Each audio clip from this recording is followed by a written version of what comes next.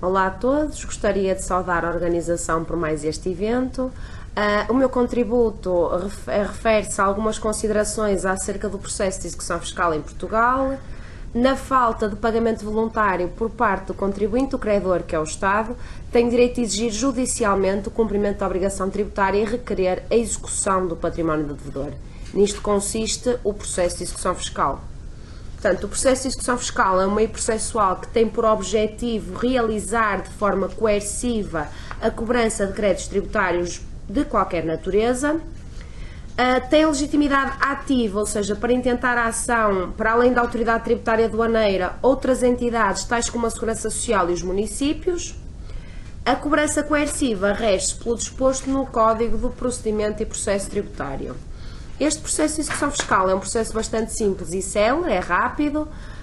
Determina-se aqui, no fundo, o facto de as dívidas que são certas, líquidas e exigíveis serem cobradas de forma coerciva. O processo em causa é instaurado com base num título executivo, que é um documento que atesta a existência da dívida. Este título executivo é dotado de coatividade e definitividade e é destinado precisamente a cobrar os tributos e depois todo o acrescido, desde juros, coimas e outro tipo de valores aqui envolvidos.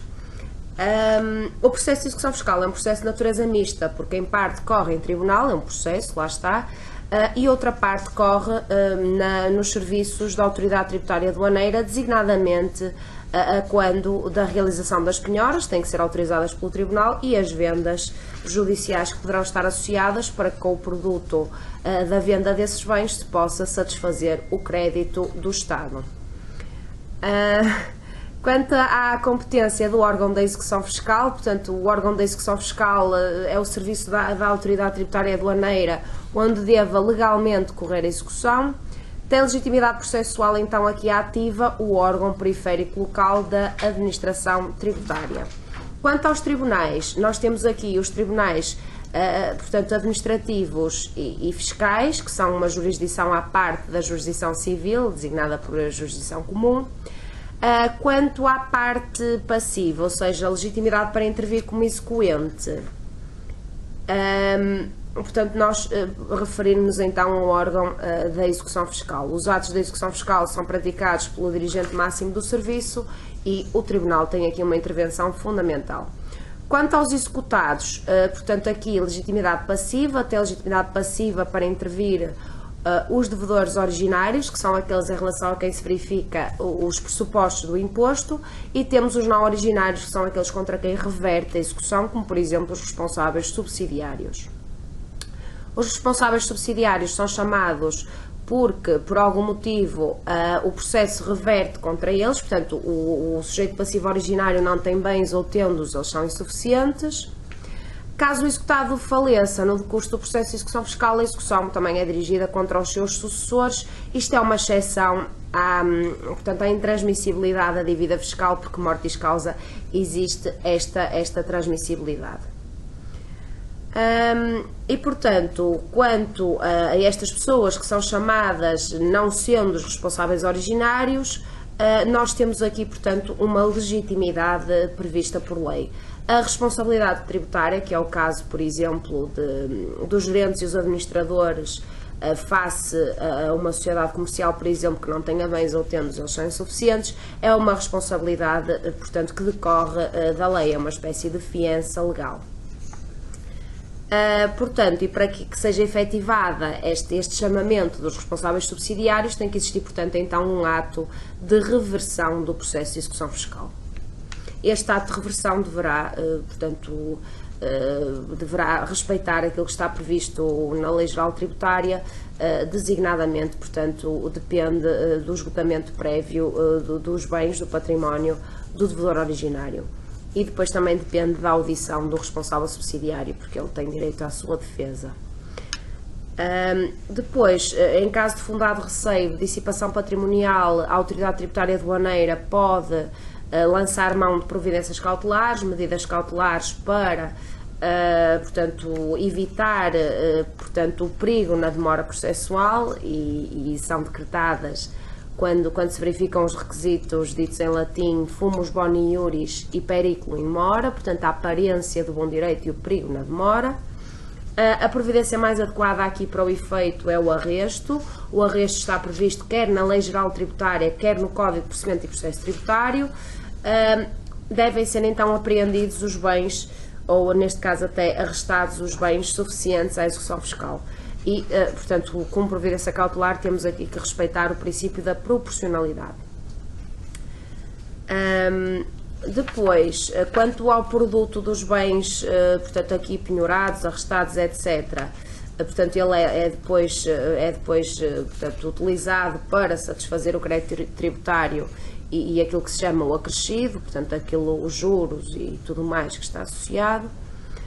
Para reagir ao despacho que ordena a reversão, o meio de reação adequado é a reclamação para o Tribunal Tributário, portanto, reclamação da decisão do órgão da execução fiscal.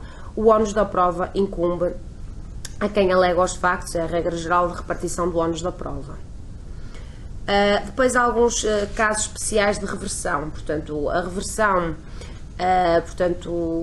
opera contra responsáveis subsidiários, como já referimos, designadamente gerentes e administradores em relação às sociedades comerciais, quando exista uma pluralidade de responsáveis subsidiários, nós temos aqui então portanto, a responsabilidade solidária entre eles e, portanto, depois um deles pode ser chamado ao pagamento da totalidade da dívida e depois em sede de direito de regresso entender-se-á, portanto, depois é uma ação de direito civil com os restantes responsáveis solidários. Entretanto, a administração tributária já cobrou o valor na totalidade.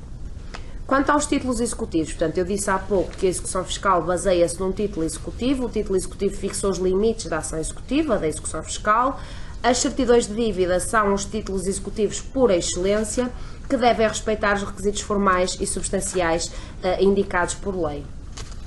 Quanto aos elementos que acompanham o título executivo pode conter uma nota, portanto, juntamente com ele, na qual consta o resumo da situação que serviu de base à instauração do processo e, de facto, assim determina-se com exatidão os contornos do processo de execução fiscal. Depois, no âmbito deste processo, há dois tipos de nulidades apresentadas no Código de Procedimento e Processo Tributário. Estas nulidades classificam-se como insanáveis em sede de processo de execução fiscal. São nulidades do processo e não nulidade da decisão. Portanto, falta da citação, quando possa prejudicar a defesa do interessado, por causa do princípio da participação, e falta de requisitos essenciais do título executivo, porque o título executivo é, de facto, o documento que desencadeia a legitimidade da autoridade tributária aduaneira para instaurar o processo de execução fiscal.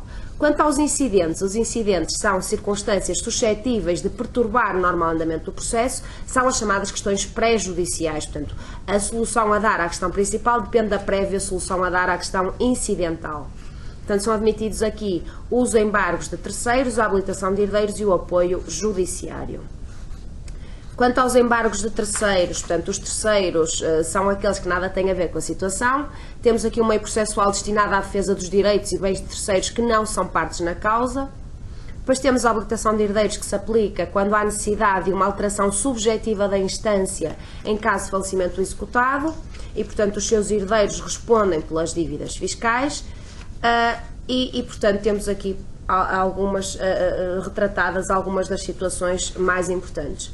Quanto à suspensão do processo, algumas causas de suspensão do processo, designadamente pagamento em prestações, ou a reclamação, ou recurso, a impugnação, a oposição à execução com fundamento em ilegalidade ou inexigibilidade da dívida, a extinção da dívida por compensação, etc. Portanto, tudo isto são causas de extinção deste processo.